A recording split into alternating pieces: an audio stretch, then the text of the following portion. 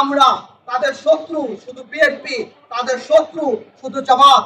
এই কারণে পদে পদে আমাদের অপদস্থ করেছে, পদে পদে আমাদেরকে জেলে ভাত খেয়েছে। কিন্তু আল্লাহর তরফ থেকে এমন শিক্ষা নাজিল হয়েছে যে তারা দেশ